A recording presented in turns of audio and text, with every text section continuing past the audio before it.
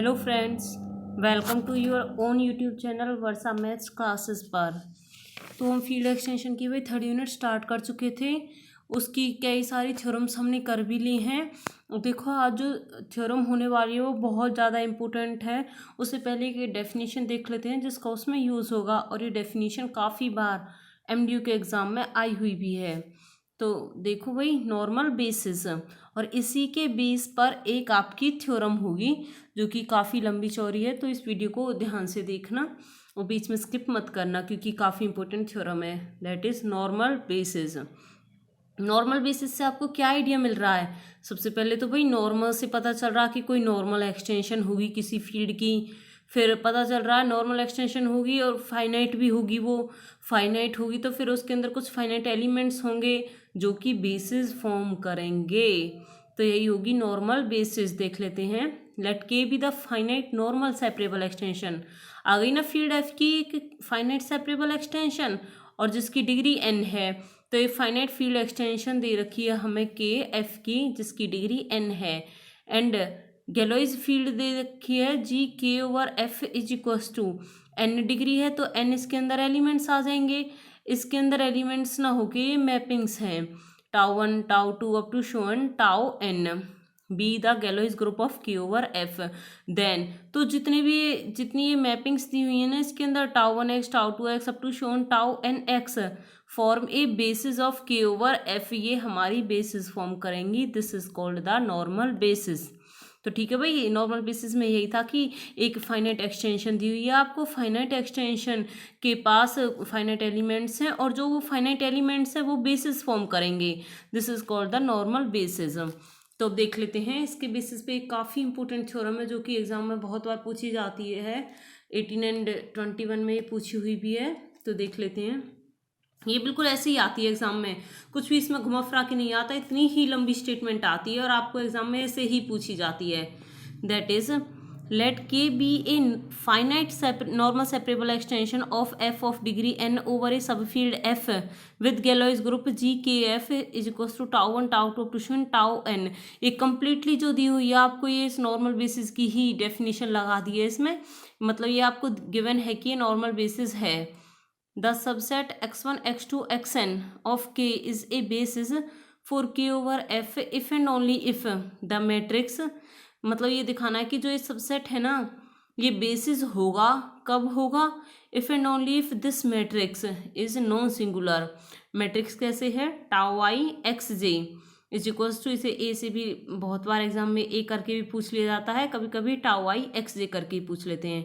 Is equals to, तो ये matrix कैसे फॉर्म कर रखी है? एक बार तो रो वाइज तो आई को फिक्स कर रखा है, जे वेरी कर रहा है, और कॉलम वाइज जे फिक्स है, आई वेरी कर रहा है। देखो टाउ आई एक्स जे, तो फर्स्ट रो में सब जगह आई की वैल्यू 1 है, टाउ 1 टाउ 1, यहाँ पे भी टाउ 1।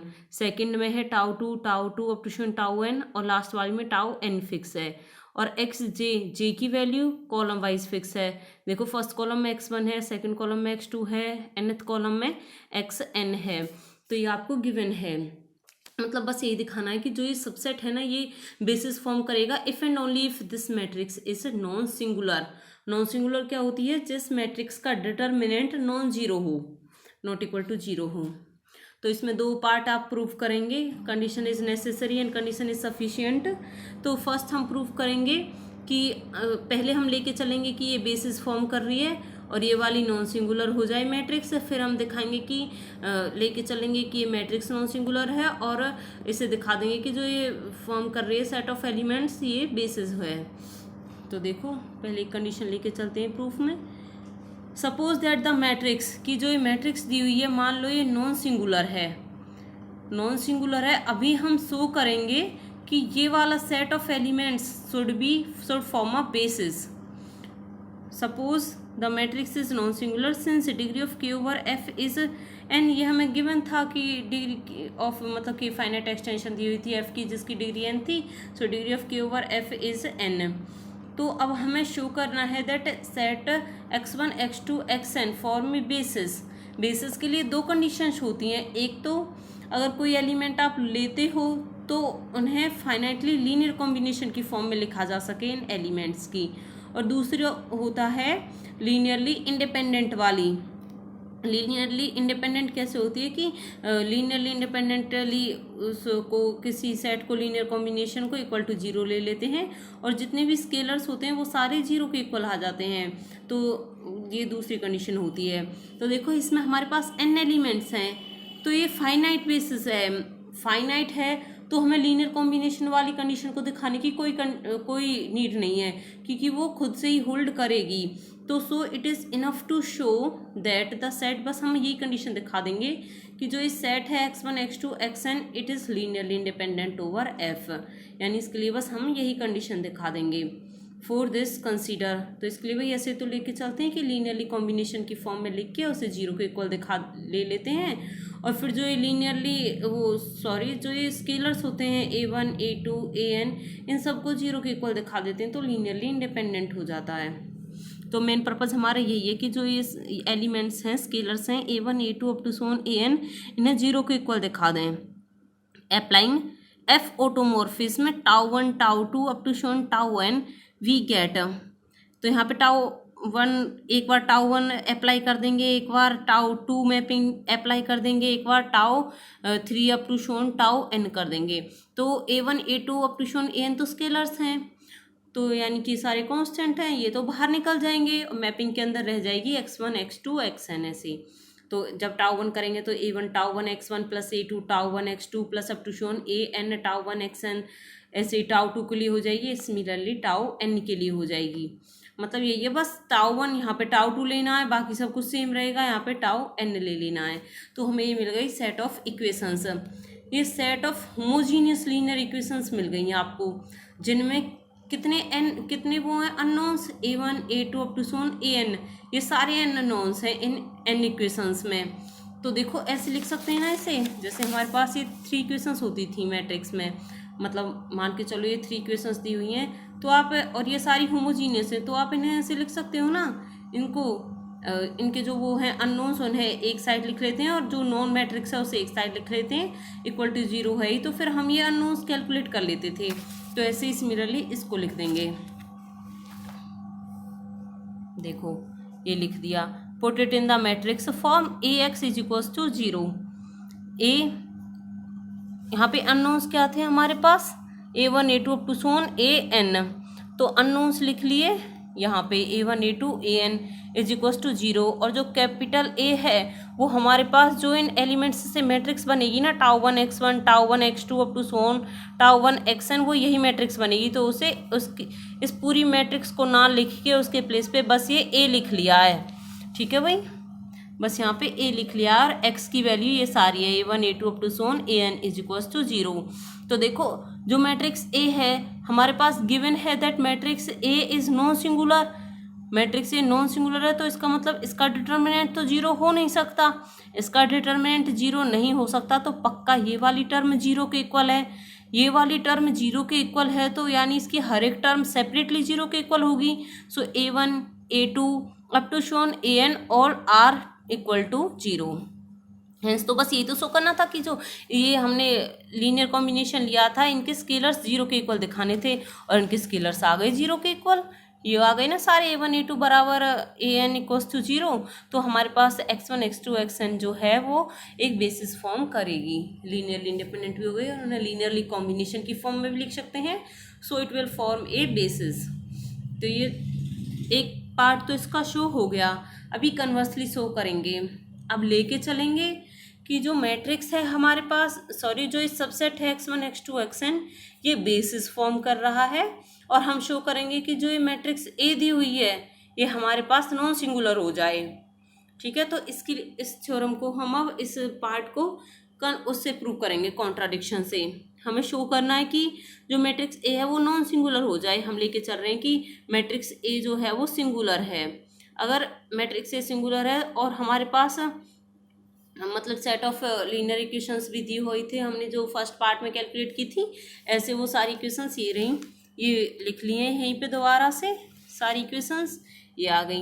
तो अब इनका सॉल्यूशन एग्जिस्ट करेगा, इनका कोई ना कोई नॉन ट्रिवियल सॉल्यूशन एग्जिस्ट करेगा। वो नॉन ट्रिवियल सॉल्यूशन जो होगा वो इन a1 a2 an की प्लेस पे रखेंगे तो इन इक्वेशंस को सेटिस्फाई करेगा। तो वो नॉन ट्रिवियल सॉल्यूशन कौन सा होगा, alpha 1 alpha 2 up to so on alpha n। जब हम अल्फा 1 अल्फा 2 अल्फा n को इन इक्वेशंस में पुट करेंगे ना तो सारी इक्वेशंस सेटिस्फाई हो जाएंगी और 0 के इक्वल मिल जाएंगी। इन सारी इक्वेशंस को जनरली कैसे लिख लिया है, a1, क्योंकि सभी में यहाँ पे 1 है, a1 लिख लिया। यहाँ पे 1 2 3 टाउ का जो प्रीफिक्स है वो वेरी कर रहा है तो टाउ आई लिख लिया। यहाँ पे x1 सभी में फिक्स है, x1 ले लिया, प्लस a2 फिक्स है, a2 लिख लिया। यहाँ पे 1 2 ये टाउ का प्रीफिक्स वेरी कर रहा है तो टाउ आई लिख लिया, x2 up to so on an। ऐसे यहाँ पे tau i x n equals to 0। इनका सॉल्यूशन मिल गया हमें अल्फा 1 अल्फा 2 अल्फा n, तो इसे सेटिस्फाई करेगा जनरली भी। यहाँ पे लिख सकते हैं हम alpha 1 tau I x1 plus alpha 2 tau I x2 plus up to so on alpha n tau i x n equals to 0 for all i कहाँ से कहाँ तक है, 1 से लेकर n तक। I vary from 1 to n। Since sk by f क्या है, sum of all the traces is a non zero mapping, so alpha k is non zero. Multiply second, अब इस वाली इक्वेशन को ना मल्टीप्लाई करा लेते हैं अल्फा के इन्वर्स से, क्योंकि अभी हमारे पास जो ये हैं इनके स्केलर से नॉन जीरो के इक्वल है हमारे पास, तो इसे हम मल्टीप्लाई करा लेंगे अल्फा के इन्वर्स से करा लेते हैं। Alpha K inverse alpha 1 tau I x1 plus alpha K inverse alpha 2 tau I x2 up to so on सारी इक्वेशन में ऐसे ही अल्फा के इन्वर्स से मल्टीप्लाई करा दी। लेकिन जो ये वाली टर्म होगी ना अल्फा के वाली, उसमें अल्फा के इन्वर्स अल्फा के आइडेंटिटी बन जाएगा, तो यहाँ पे इसलिए नहीं लिखा है के वाली टर्म में, ठीक है। लेट बी जे, अब जो ये टर्म है ना इसे मान लेते हैं बी जे कंप्लीट को, beta j equals to alpha k inverse alpha j, यानी अल्फा जे की वैल्यू अब 1 रखेंगे तो beta 1 equals to alpha k inverse alpha 1, तो ये वाली हो गई बीटा 1, ये वाली हो जाएगी बीटा 2, ये वाली हो जाएगी बीटा के माइनस 1, ठीक है। ये वाली बीटा ये वाली बीटा के प्लस 1, ये वाली बीटा के अप टू सोन ये वाली हो जाएगी बीटा n। तो अब इसे हम लिख सकते हैं बीटा की फॉर्म में लिख देंगे अब इस कंप्लीट इक्वेशन को।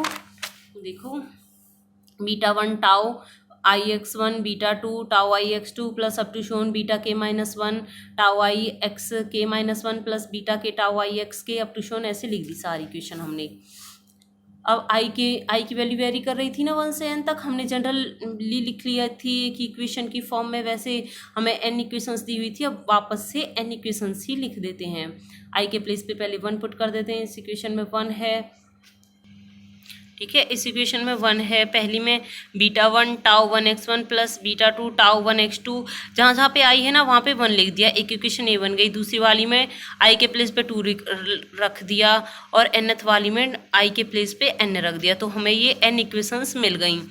अब इनके ऊपर एक और ऑटोमॉर्फिज्म अप्लाई कर देंगे, टाउ 1 इनवर्स इसके लिए, टाउ 2 इनवर्स इसके लिए, up to shown tau n inverse इसके लिए, ठीक है। तो जब पहली पे करेंगे tau 1 inverse beta 1 tau 1 inverse tau 1 x1, तो टाउ 1 इनवर्स टाउ 1 क्या हो जाएगी आइडेंटिटी, और क्या बच जाएगा आपके पास x1। सेकंड वाली में टाउ 1 इनवर्स बीटा 2, यहाँ से भी हट जाएगा टाउ 1 इनवर्स टाउ 1 क्या हो जाएगा आइडेंटिटी, तो बस x2 बच जाएगा। ऐसे ही कंप्लीट इक्वेशन में बस जो बीटा वाली टर्म्स है ना उनके ऊपर टाउ 1 इनवर्स अप्लाई होगा, बाकी सिंपल लिख जाएंगी। सेकंड में टाउ 2 इनवर्स अप्लाई करा देंगे, tau 2 inverse beta 1 x1 plus tau 2 inverse beta 2 x2 tau 2 inverse beta n x n equals to 0। ऐसे ही nth वाली में टाउ n इनवर्स करा देंगे, टाउ n इनवर्स करवाएंगे तो ये वाली टर्म्स जो हैं इन सब का तो हो जाएगा आइडेंटिटी, और इनके अंदर जो दी हुई है x1 x2 xn वो वाली बच जाएंगी, और beta 1 beta 2 up to so on beta n के ऊपर टाउ 1 इनवर्स अप्लाई हो जाएगा। Tau 1 inverse beta 1 x1 plus tau n inverse beta 2 x2 up to shown tau n inverse beta n xn। अब हमारे पास ये वाली इक्वेशंस हैं। Adding all these equations we get, इन सारी इक्वेशंस को ऐड कर लेते हैं।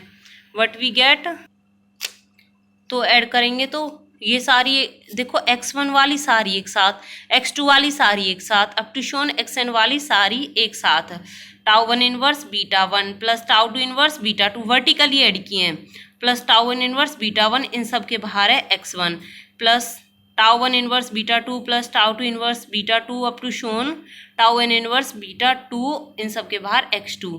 ऐसे ही xn वाली लिख ली एक साथ, तो हमें इक्वेशन मिल गई है ना। अब ये वाली है sum of all the traces, इसे एस के बाई एफ से डिनोट करते हैं। ये सारी ट्रेसेस ही तो हैं, इसे हम डिनोट करते हैं एस के बाई एफ से। सो एस के बाई एफ, इन सब के बाहर बीटा वन है, वो बीटा वन लिख लिया, x1 plus S K by F beta two x2 plus S K by F beta n x n is equals to 0। But S K by F is non zero, हमें पता है that sum of all the traces is not equal to 0, where S K by F is equals to tau one inverse plus tau two inverse plus up to shown tau n inverse. तो यही लिख दिया है, यहाँ पे show कर देना।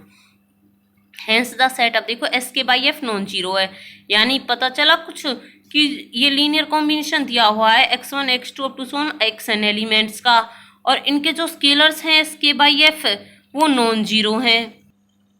Non zero हैं मतलब कि वो लीनियरली इंडिपेंडेंट नहीं है।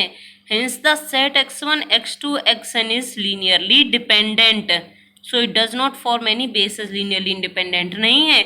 एक कंडीशन फेल हो गई तो मतलब वो बेसिस फॉर्म नहीं करेगा, लेकिन हमने यहाँ पे लेके चले थे कि x1 x2 xn forms a basis.